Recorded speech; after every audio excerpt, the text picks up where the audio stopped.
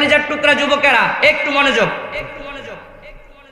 এখন কিছু কিছু যুবক, মুসলিম নামধারী কিছু যুবক ইহুদি খ্রিস্টানদের দেখা দেখি, নেইমার আর মেসির দেখা দেখি, ইহুদি খ্রিস্টান যারা এক চক্ষুর ট্যাটু আর্ট করে নিজের শরীরে, নিজের অঙ্গ প্রত্যঙ্গে, মুসলমান যুবকেরাও না বুঝার কারণে এক চক্ষু মার্কা ট্যাটু আর্ট করে, আসে না নাই?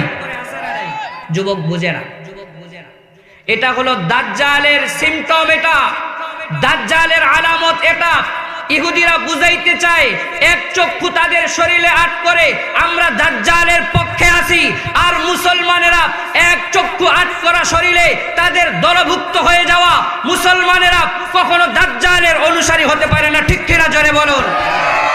তাহলে মুসলমান এমন ট্যাটু আট করা যাবে? কি বলেন? ট্যাটু আট করা হালাল না হারাম বলেন তো? বলেন, চিৎকার দিয়ে বলেন, হালাল না হারাম?